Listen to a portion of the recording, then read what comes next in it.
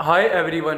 तो आज मैं आपको बताऊंगा कि वन पीस के 1130वें एपिसोड में क्या हुआ है। तो एपिसोड की शुरुआत होती है कैलेस्ट्रल ड्रैगन्स के रैबिट हंट गेम का पॉइंट सिस्टम बताने से। तो जो कोई भी एक रैबिट मतलब एक आम इंसान को मारेगा उसे पॉइंट्स मिलेंगे, और अगर कोई अपने एक ही अटैक से किसी रैबिट को मार डालता है तो उसको अलग से एक्स्ट्रा पॉइंट्स दिए जाएंगे। और जो इस इवेंट में सबसे ज़्यादा रैबिट्स का हंट करेंगे उनको इनाम के तौर पे बड़े बड़े प्राइजेस दिए जाएंगे। और ये सुनते ही लोग बचने की झूठी उम्मीद में भागने लगते हैं। और हालांकि इवेंट शुरू होने में अभी थोड़ा टाइम था, कुछ कैलेस्ट्रल ड्रैगन्स अभी से ही लोगों को मारने लगते हैं। और बात करें गॉड नाइट और रॉयल फैमिलीज की, तो ये सभी अपनी अपनी विक्ट्री को लेकर अस्वस्थ थे। और अब हमें गार्प को दिखाया जाता है और ये एक आइलैंड पे आराम कर रहा था। पर अब इसके पास नेवी हेडक्वार्टर से एक फ़ोन आता है और इस फ़ोन में इसको कैलेस्ट्रल ड्रैगन्स को बचाने के लिए गॉड वैली जाने के लिए कहा जाता है। लेकिन गार्प साफ मना करके कहता है अगर कैलेस्ट्रल ड्रैगन्स के साथ कुछ होता भी है तो वे इसी के लायक थे, और इसमें गलती तुम लोगों की ही है क्योंकि तुमने पहले से ही उनकी सिक्योरिटी के पूरे इंतजाम नहीं किए होंगे। अब गार्प को बताया जाता है नहीं, हमने किए थे, पर वे इंतजाम रोजर के सामने कुछ भी नहीं है। और अब रोजर का नाम सुनते ही गार्प अपने आराम को छोड़कर गॉड वैली के लिए निकल पड़ता है। दूसरी तरफ द रॉक पायरेट्स भी गॉड वैली के लिए रवाना हो जाते हैं। और अब हमें गॉड वैली आइलैंड को दिखाया जाता है और रैबिट हंट इवेंट ऑफिशियली शुरू हो गया है। और गॉड वैली में लगभग 1 लाख सिविलियंस रहते थे, पर अब इन सभी को रैबिट्स का टाइटल दे दिया गया है। और अब रॉयल फैमिलीज, कैलेस्ट्रल ड्रैगन्स और उनके गॉड नाइट्स इन रैबिट्स का शिकार कर रहे हैं, वो भी एक से एक स्टाइल और तरीके से। और इसी आइलैंड के कोने पे इवान को बाकी स्लेव्स से कहता है अगर ऐसा ही चलता रहा तो 3 हफ्तों में हम में से एक भी जिंदा नहीं बचेगा। अब कुछ स्लेव्स इवानकोव से कहते हैं नहीं, कैलेस्ट्रल ड्रैगन्स ने तो हमसे कहा है कि अगर हम 3 हफ्ते तक जिंदा बच गए तो वे हमें आज़ाद कर देंगे। अब इवानकोव गुस्से में चिल्लाता है तुम सबको बेवकूफ़ बनाया गया है। और सच ये है कि आज तक उनके किसी भी रैबिट हंट में एक आदमी भी जिंदा नहीं बचा है। अब स्लेव्स कहते हैं पर फिर उन्होंने हमें झूठी उम्मीद क्यों दी। अब इवानकोव कहता है ताकि तुम लोग हिम्मत हारकर एक जगह न बैठ जाओ, बल्कि अपनी जान बचाने के लिए इधर उधर भागो ताकि उन सबको इस इवेंट में और ज़्यादा मज़ा आए। तो इसलिए हम उनका फिक्सिंग गेम नहीं खेलेंगे बल्कि साथ मिलकर यहाँ से भागने की कोशिश करेंगे। और अब एक शार्क फिशमैन स्लेव की मदद लेकर इवान को अपनी और बाकी स्लेव्स की हथकड़ियों को तुड़वा देता है। और अब जीनी कहती है कैलेस्ट्रल ड्रैगन्स के इस कंपटीशन के जो बड़े प्राइजेस हैं उन्हीं की मदद से हम यहाँ से एस्केप करेंगे। और एक डेविल फ्रूट तो इतना पावरफुल है जो भी उसको खा लेगा वो एक पावरफुल ड्रैगन में ट्रांसफॉर्म हो सकता है। और इन लोगों के पास एक पाव पाव फ्रूट भी है और उसकी मदद से कोई भी अपने आप को या दूसरों को किसी भी आइलैंड पे टेलीपोर्ट कर सकता है। अब इवानकोव कहता है इन दोनों में से अगर हम में से किसी ने भी कोई सा भी एक डेविल फ्रूट खा लिया तो हम सब लोग बच जाएंगे।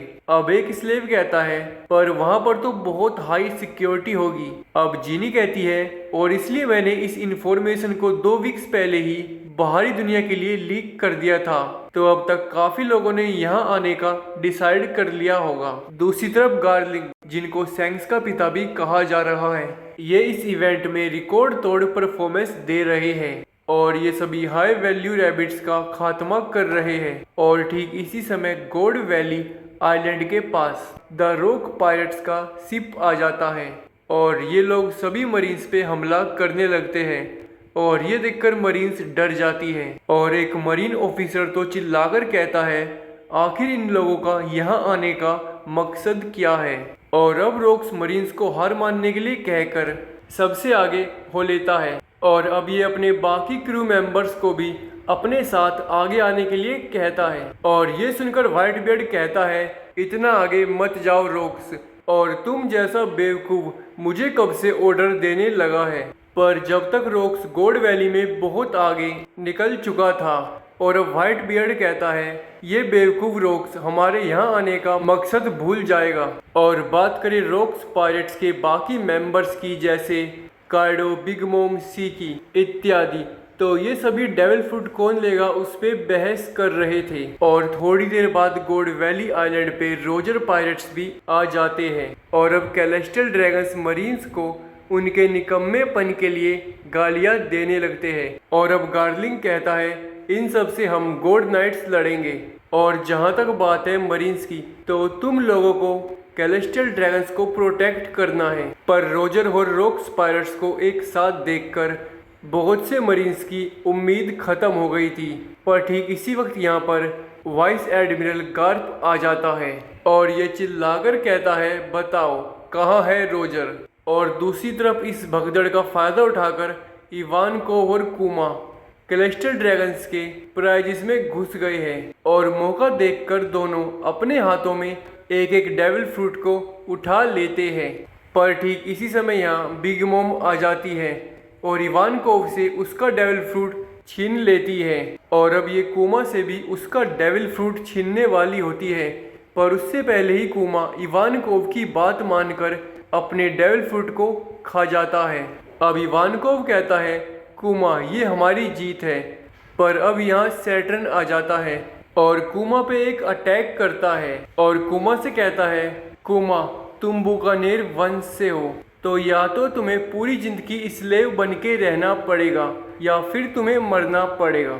अब कुमा कहता है अगर मेरे पास इस वक्त किसी तरह की पावर होती तो मैं उस पावर का इस्तेमाल ज़्यादा से ज़्यादा लोगों को बचाने के लिए करता, बिल्कुल नीका की तरह। अब सैटर्न कहता है और इसीलिए तुम्हारी रेस खत्म होने के लायक थी। और अब यहाँ एक छोटी सी टाइम स्किप आती है और अब हमें दिखाया जाता है साउथ ब्लू में द किंगडम ऑफ सोरबैट। और यहाँ एक चर्च के अंदर हमें इवानकोव, कुमा और जीनी को दिखाया जाता है। अब इवानकोव कहता है तो मॉर्गन को भी कुछ नहीं पता कि गोड वैली में असल में क्या हुआ है, क्योंकि इसने बस गार्प की बहादुरी के बारे में लिखा है। अब इवानकोव आगे कहता है कुमा तुम्हें खुद पे नाज होना चाहिए क्योंकि तुमने 500 से ज़्यादा लोगों की जान बचाई है और तुम्हारे ये हाथ आज़ादी के हाथ है।